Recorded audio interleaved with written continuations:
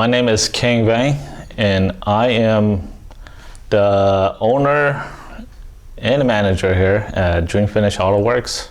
My name is Brandon, and I am the prepper. I prep the cars for paint.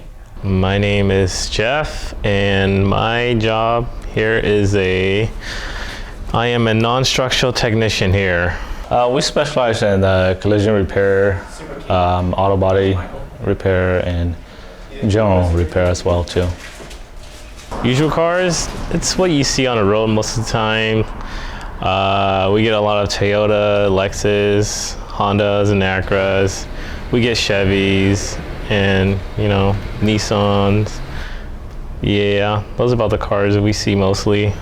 Probably Toyotas, because a lot of the parts are easy to remove and install, and they're very straightforward. The Hondas and Toyotas, because they're very simple. I don't really have a favorite, but in general, we see so many Toyotas that it's just, we're so familiar with this, so it's easy to fix for us because we see it so often. So it's not that it's my favorite, it's just we're very good at it because we see so much of it, okay? The most challenging are European models. For example, like BMW and Mercedes. When it comes to removing them, it gets a little more complicated. You got to be more advanced in the field to know how to touch and repair those stuff. The European market is a little bit more challenging because everything is a little bit more refined. So the tolerance are very tight, and then there's more nuts and bolts, and then they have their own specific tools and stuff like that. That's why it's a little bit of a challenge. Versus like the domestic and then the Japanese, they share very common stuff. They don't really specialize in like torques, bits and stuff too often. So that's why. Definitely the European cars like BMWs, Mercedes. Mostly the whole car, it's very complicated, but yeah, the bumpers are very complicated because they have all these hidden bolts and screws around the bumpers. There's really no dislike and stuff because we're in a business of repairing a vehicle. We're getting paid regardless. We're charging a service fee, so the more challenging it is, sometimes the more expensive it is as well too. The bigger the job, the bigger the repair cost as well too. But I would say that some of the challenge that comes with some of these repairs is, let's say we have, actually, for example, we have a Dodge Ram 2500. The particular filter, the afterburner for the diesel, it got stolen. The car's been sitting here for like almost 4 months now because the parts is not available. So that's a bit of a challenge when there's parts that's not very common to be damaged or stolen, and it gets stolen or it gets damaged and it has to be replaced.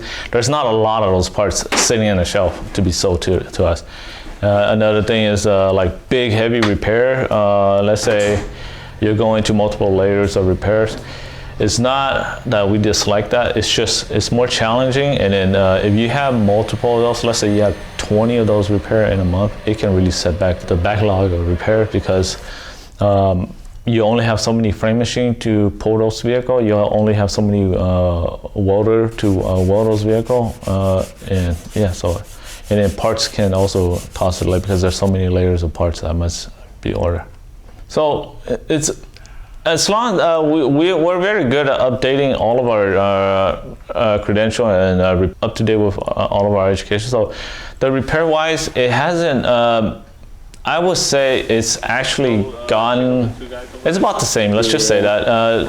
Mostly, instead of repairing some stuff, there's a lot of replacing parts and stuff because cost of repair is so high that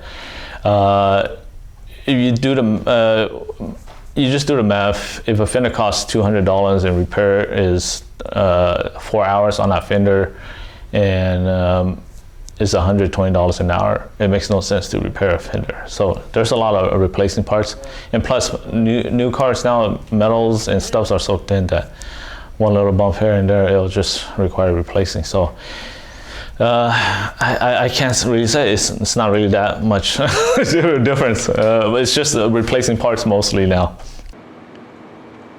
The futures for shops like mine.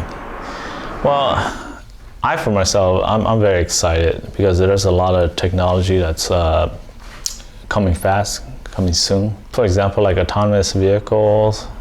It's going to bring some challenges. It's going to bring some exciting stuff. It's also going to bring some unpredictable stuff too. And I think the shops that are really on board with it and really excited, I think they're going to do well. And it's also unpredictable, but at the same time, human nature, we want to drive vehicles too. So this industries, it will always shift to one way or another. I will be excited to see what comes, and then maybe one day we'll be painting robots too.